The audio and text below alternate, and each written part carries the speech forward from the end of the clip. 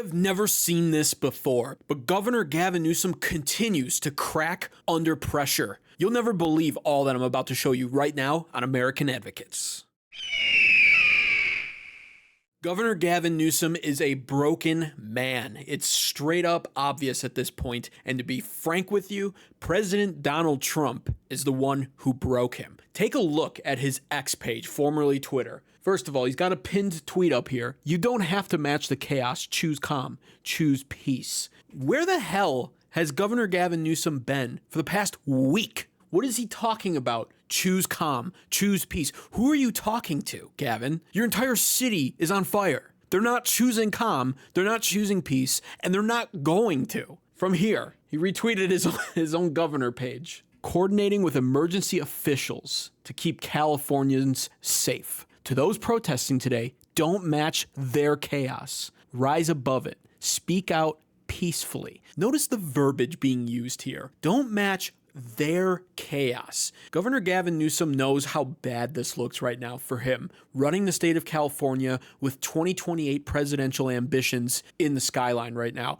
He's looking ahead, wanting to be president. All of his actions indicate this, but he knows that this is going to shoot down all of his dreams unless he tries to control the narrative. This is why he's cracking too, because he can't control the narrative. However, it's not stopping him from trying. And when it comes to verbiage, that's what's most important. Their chaos. You see, what Gavin Newsom has done on his X account page is literally create a conspiracy theory for himself and the entire state of California, centered around people's hatred for Donald Trump. Their chaos, according to him, means these are people that President Donald Trump planted in the state of California to cause violence and wreak havoc on the state, and then inflame the situation by seizing control of the National Guard and deploying it in the state. This is a ridiculous conspiracy theory that he's weaving in real time on his X account page, all so that he can dodge the ultimate accountability for his own failings. Next tweet. Our service members are the heroes. We are proud of the U.S. Army and the brave men and women who serve. They've dedicated their lives to something bigger than themselves.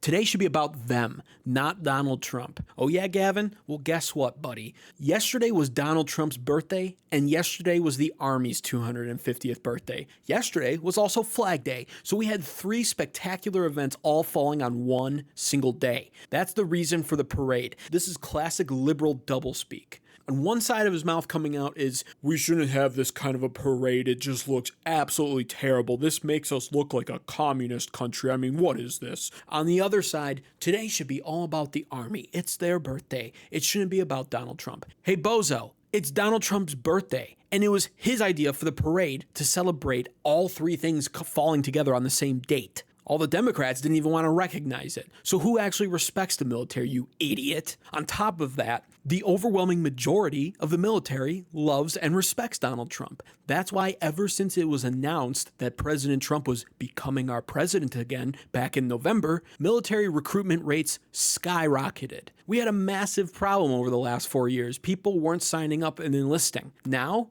enlistment rates, not a problem. People snatched off the streets, violent raids, no due process, kids being left at schools because parents have disappeared. This is Trump's America. All right, let's take a look. Let's see what he's got to say. I don't know how any heart can be broken when 4-year-old girls have gone missing, when kids are quite literally being left at school because their parents have disappeared, where people aren't showing up at their own graduations. I just watched a video of someone with 2 kids, 6 and 2 years old, in the back of his car, and the car was rammed by ICE. He's part of the Carpenters Union here in the state of California. You have people literally running down the streets being chased by ICE agents at car washes, Home Depots, down there in Ventura today, big ag workplace assaults. 9-month woman pregnant, arrested, 9-month pregnant. When I say people disappearing, no due process, they disappear to a federal facility. They may end up a day later, maybe hours later, in Louisiana, Texas. Their family don't know where they is. That's Trump's America right now. And he's playing it out not just in the streets of California. This is starting to take shape all across the country right now. Absolutely. Hey, and guess what? I voted for this. I'm thrilled to see it because I got news for you. You want to avoid situations like what he just described that are happening, where parents are being deported, where people are being snatched up from their workplace, transported to another state in a holding center so that they can be deported back south of the border where they belong, their home country. You want to know how to avoid that? It's called Immigrate to America Legally. Why is everyone overlooking this fact? This is not happening to people who are here legally. Ask yourself some questions. Why is ICE doing what they're doing?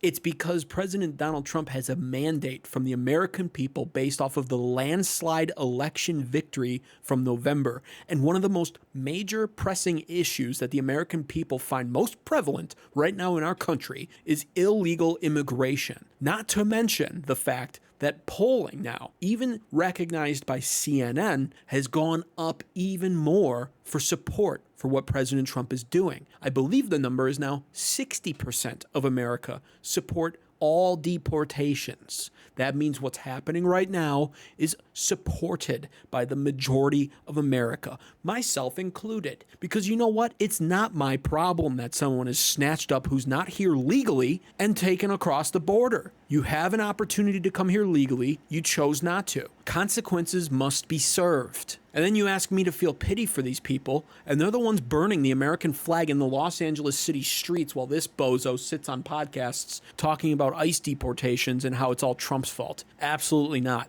No pity, no empathy. America first. Now here he is making fun of some Trump supporters. Nice sparkly ceiling, you pay extra for that. Trying to be witty and cutesy on X. It's not going to gain you any support, Gavin. Your city's literally on fire, okay? I'll tell you who's paying extra for something. Californians. Because it's so expensive to live in Los Angeles. They're paying way more than the national average when it comes to the price of living, the cost of living. And here they are living in their city that's on fire. The American flag is being burned. Shops are being looted. The streets are out of control. Curfews are in place. That's what's really happening. Californians pay extra to live in Los Angeles. And because of your mismanagement of the entire state, now they're paying extra and receiving far less than they deserve. Why retweet this when you still don't have control over the entire situation right now? The Los Angeles riots are running wild, and you're retweeting stuff like this being funny and cutesy online? Give me a break. Here he is also cracking at the fact that he lost because a federal court tried to instruct the president of the United States, the commander-in-chief, to give up control over the military to Governor Newsom. Yes, it's the California National Guard, but the president is the commander-in-chief. When it comes to the military, he's the top guy, and he's doing everything by the books correctly, whether you like it or not, whether Gavin likes it or not. And Gavin was celebrating at that news, but it didn't take long for an appeals court to go, whoa, hold on a second, that's not correct. President Trump still has control over the National Guard. Thank you very much. Donald Trump admits he plans to militarize other cities in the country whenever he feels like it. I'm sure that's not what he's saying. Let's read the Truth Social post that he's quoting here. The appeals court ruled last night that I can use the National Guard to keep our cities, in this case Los Angeles, safe. If I didn't send the military into Los Angeles, that city would be burning to the ground right now. It almost is. We saved LA. Thank you for the decision. So Gavin, where did he say he was going to do that all whenever he feels like it? It's not on a whim, okay? There's plenty of video footage out there of why this is happening. Here we go. This is one of the ones I got a notification for that outraged me. You just pulled National Guard I placed at the border who were stopping fentanyl smuggling. Now they're twiddling their thumbs in LA. It's funny because it's not funny. They're twiddling their thumbs in Los Angeles. Unbelievable. Does anybody believe this? Leave a comment down below if you believe this tweet. If you believe that the National Guard was completely useless in Los Angeles. Leave a comment down below. I want to know what news sources you watch and why you think that way. Once again, Governor Gavin Newsom's entire state is burning on fire, full of Mexican insurrectionists who are burning the American flag while raising the Mexican flag in its place, celebrating in the streets, assaulting police officers, overwhelming the LAPD, and the National Guard and the Marines had to be deployed over it, all because of Newsom's mismanagement of the entire state. And here he is on social media, predominantly talking about Trump. This man has better deflection shields than the Star Trek Enterprise. He is trying to deflect all of this off of him, who is the governor of his state. California's ultimate well-being is the responsibility of Governor Gavin Newsom. This is all on him, and he wants you to not focus on that fact, but rather to focus on the fact that Trump sent in the National Guard to clean up his mess, and apparently that's a bad thing. That's what's going on here. And it's a failed attempt at gaslighting, and it's a failed attempt at controlling the narrative. All tactics by the liberals that would have worked, like I said, 25 years ago, but no longer do. And I'm glad that they don't. We now get to sit back and take a look at this and laugh and understand just how far the Liberal Party has fallen. Gavin Newsom is a shining example of what years of liberal policy and weak liberal leadership ultimately results in: the destruction of your state.